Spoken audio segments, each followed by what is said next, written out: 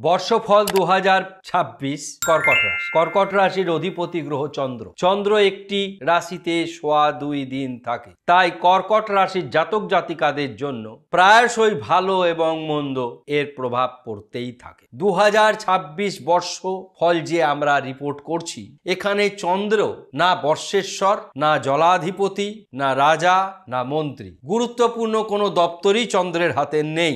সুতরাং কর্কট রাশির জাতক জাতিকাদের জন্য জানুয়ারি থেকে মার্চ 2-3টি ক্ষেত্রে সাবধানতা অবলম্বন করার আছে। কর্কট রাশির জাতক জাতিকা যারা এখানে রয়েছেন, আমাদের অনুষ্ঠান দেখেন, তারা প্রায়শই দেখেন যে আপনাদের রাশি কথা আমাদের জায়গা থেকে যথেষ্ট গুরুত্ব সহকারে বিবেচনা করে বলা হয়। আমরা 2025-এ আপনাদের সমস্যা কিন্তু খুব বেশি পাইনি, বরঞ্চ কর্কট রাশির জাতক জাতিকাদের উন্নতি অনেক আমরা পেয়েছি। এখন কর্কট রাশির জাতক জাতিকাদের না চলছে শনির ঢাইয়া, না চলছে 7.5, তাহলেও কেন মন্দ অবস্থান হবে? একটি ক্ষেত্রে অত্যন্ত মন্দ, আর বাকি ক্ষেত্রগুলোতে শুভ অবস্থা। আমরা 2026 যখন বলছি তখন দুটি গ্রহকে বলছি।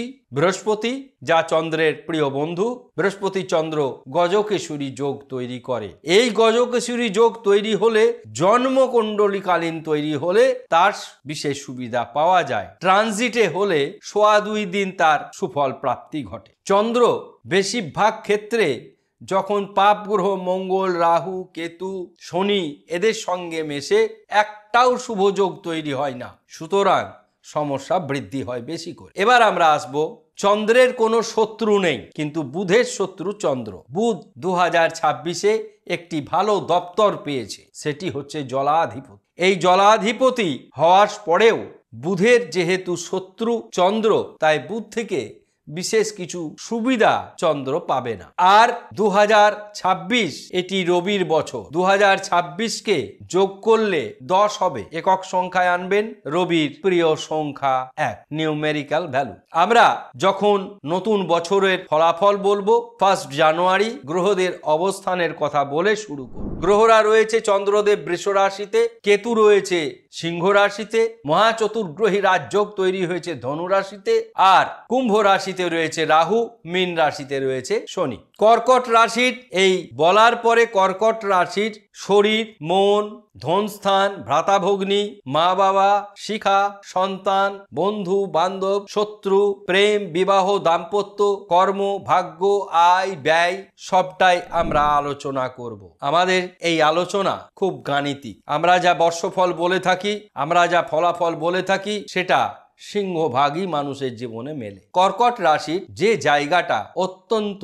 দুশ্চিন্তা, সেটি হচ্ছে কর্কট রাশির জাতক জাতিকাদের মায়ের শরীর, চন্দ্র মাতৃকারক গ্রহ, ভালো যাবে না। পিতার শরীরও ভালো যাবে না, অর্থাৎ মা বাবার শরীর থেকে আপনাদের কিছুটা দুশ্চিন্তা হতে পারে। দ্বিতীয় সমস্যা, চন্দ্রের ব্যয় বৃদ্ধি পাবে। ব্যয়ের কারণে কোনো ক্ষেত্রে মেন্টালি ফার্স্ট্রেটেড হয়ে যেতে পারে। বাকি থাকলো 10টি ক্ষেত্রে, যা আপনাদেরকে 2026-এ অত্যন্ত ভালো জায়গায় নিয়ে যাবে। কর্কট রাশির জাতক জাতিকারা যাদের মা বাবা কেউ নেই বর্তমানে, তাদের জন্য এই কুপ্রভাব খুব একটি ক্ষতিকারক নয়। আবার যাদের আছে তাদের জন্য দুশ্চিন্তা। ব্যয়টা অত্যন্ত বেশি, তাই cut your coat according to cloth. আয় বুঝে ব্যয় করবেন, অযথা ঋণ নেবেন না।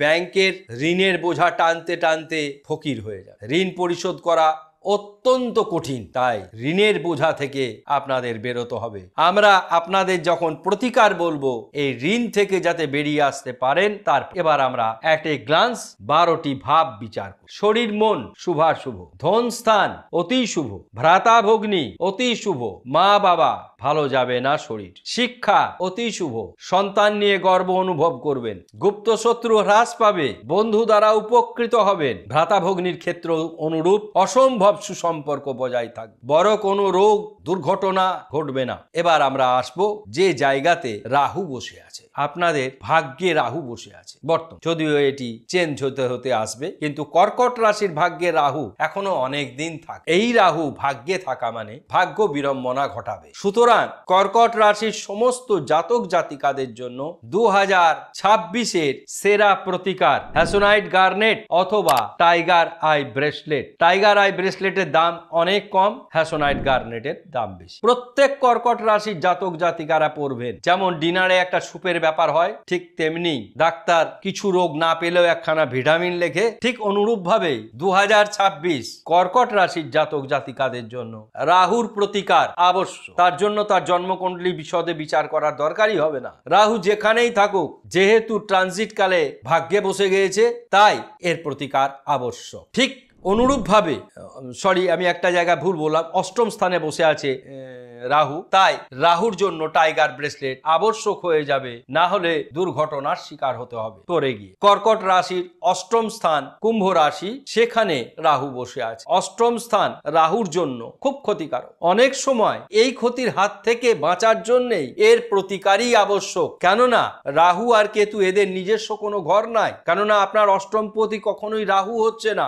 অষ্টম স্থানে বসে আছে, বসে ক্ষতি করছে শারীরিক মানসিক। আর্থাইটিস, ব্যথা বেদনা, উঠতে পারবেন না শরীর বিছানা থেকে। সুতরাং এই রাহুর প্রতিকার আবশ্যক। আর একটি কথা, ভাগ্যে শনি, মীন রাশিতে বারবার বলেছি শনি অশুভ ফল প্রদান করে না, তাই শনির গ্রহরত্ন পড়ার দরকার নেই। শনিবার নিরামিষ আহার করবেন, ভাগ্য শুভ। কর্ম অতি শুভ, আয় অতি শুভ, বিশেষত ব্যবসাদারদের জন্য, সরকারি চাকরির জন্য, বেসরকারি চাকরির জন্য, প্রবাসী ভারতবাসীর জন্য। কর্কট রাশির যত জাতক জাতিকা আছে, দুটি ক্ষেত্র, এক মা বাবা আর নিজের শরীরের প্রতি যত্নশীল হবেন। আর্থাইটিস, ব্যথা, লো ব্যাক পেন, এর জন্য হ্যাসোনাইট গার্নেট মন্ত্রের মধ্যে কাজ করে, মন্ত্রর মতন কাজ। তাই শিলং গোমেদ অথবা টাইগার ব্রেসলেট, হ্যাসোনাইট গার্নেট সকলে পরিধান করতে না পারলে টাইগার। রাহুর বীজ মন্ত্র সব ক্ষেত্রে করলে সুবিধা হয় এমনটা নয়। কালো পোশাক বর্জন করবেন, একবারেই বর্জন করবেন, চেষ্টা করবেন। এবার যাদের স্কুলের ইউনিফর্ম, এই ধরনের কোটের পোশাক যখন ব্ল্যাক পরতে হয়, তখন সেখানে উপায় নেই, কর্মক্ষেত্রের জন্য পড়তেই হবে। ভাগ্যে শনি চিন্তার কোনো কারণ হয় না। ভাগ্যে শনি অনেক সময় মানুষকে বহুত সুফল দেয়। একদম বাজে কথা, ভাগ্যে শনি বসে গেছে মানে আমাদের কিছুই হবে না, নজৌ না তস্তৌ, এরকম অনেক ব্যাখ্যা আছে বিভিন্ন জায়গাতে, সেগুলো শুনবেন। কিন্তু ভাগ্যে শনি কর্মাধিপতি, আপনি যেমন কর্ম করবেন উনি ফল প্রদান করবেন তেমনি। যদি শনি তার শ্রেষ্ঠ অবস্থানে থাকার পরেও আপনি কুকর্ম করেন, ফল একদম ভালো পাবেন, আয় বৃদ্ধি পাবে। কর্কট রাশির জাতক জাতিকাদের যেহেতু রোগ ব্যাধির সম্ভাবনাটা রয়েছে, নেশাদ্রব্য সেবন করবেন না, আইনি ঝামেলা নেই, বিপরীত লিঙ্গ থেকে কোনো সমস্যা নেই। প্রতিকার প্রথমে বলবো দুমুখী রুদ্রাক্ষ অথবা চন্দ্রের জন্য ভালো পার্ল পড়তে পারে, তাহলে টাইগার আই ব্রেসলেট, দুমুখী রুদ্রাক্ষ, এগুলি রত্ন বা অন্যান্য প্রতিকার হিসাবে থাকে। চন্দ্র একটি শুভ গ্রহ, তো চন্দ্রের জন্য বিশেষ কোন প্রতিকার করলে আপনারা ভালো থাকবেন? চন্দ্রের ইষ্ট দেবী দেবী কমলা, অর্থাৎ এক কথায় লক্ষ্মী। প্রত্যেক দিন চন্দ্রকে প্রণাম জানাবেন এবং চন্দ্রের বীজ মন্ত্র করবেন। ওং ওইং ক্লিং সময়, ওং ওইং ক্লিং সময়, ওং ওইং ক্লিং সময়। উচ্চারণ প্রনাউন্সিয়েশন ভালো করে লিখে নেবেন। যারা বুঝতে পারবেন না তারা আমাদের হোয়াটসঅ্যাপ করবেন, আমরা তাদের বীজ মন্ত্র বলে দেব। আরেকটি জিনিস কাজ করবে, চন্দ্রদেব অত্যন্ত খুশি হন যদি আপনি তার ইষ্ট দেবীকে পুজো পাঠ করেন। পদ্ম দিয়ে লক্ষ্মীর পুজো করবেন। শ্রীং লক্ষ্মীদেব্যই নমঃ, লাং ইন্দ্রায় নমঃ, ইং কুবেরায় নমঃ। এত ডিটেলস ভাবে প্রতিকার কোথাও পাবেন না। সুতরাং আমাদের এই অনুষ্ঠানকে ভালো লাগলে অবশ্যই 10 জনের কাছে শেয়ার করবেন। ইউটিউব থেকে দেখলে সাবস্ক্রাইব করতে ভুলবেন না, ফেসবুক থেকে দেখলে ফলো। সকলে ভালো থাকবেন, ধন্যবাদ।